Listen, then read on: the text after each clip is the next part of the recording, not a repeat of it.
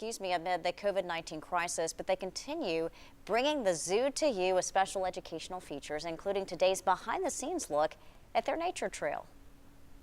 We are behind the scenes right now. If you look around, you can see we don't have any animals right behind me. We're actually in an area called the Nature Trail. We do a lot of classes and programs up here. It's kind of one of those behind the scenes area where we actually have some space to do some things, some moving around, some running around, and a little bit of exploring. So, on a rainy day like this, a lot of you might be thinking, what am I supposed to do with my kids? What am I supposed to be doing with myself? It doesn't mean you have to stay inside. A little bit of rain is okay. We're in East Tennessee, we're used to it by now. But there's also a lot of other things that live around here that, well, they really like the rain. They love it outside on days like this. One of those things is the salamander. So we're gonna actually spend some time flipping over some logs, flipping over some rocks, and seeing what kind of things we can find out on a day like this, because this is perfect for them.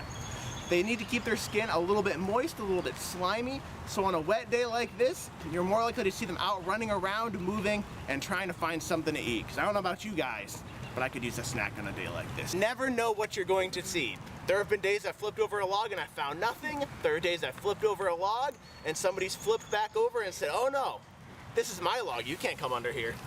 So let's just start right over here.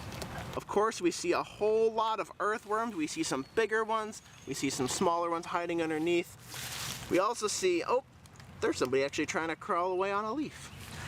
So earthworms will often come out on days like this. Some of you might remember growing up fishing, and when it's raining out, that's the day you go out and try to find as many earthworms as you can. We're gonna check a couple other spots and see if we can find any salamanders today. All right, who do we find in here?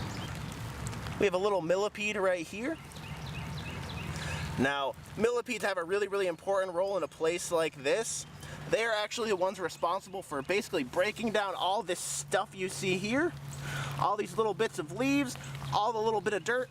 They basically make soil. So this little guy is upside down right now. And he's kind of curled up in a ball. And there we go. We have our first salamander of the day.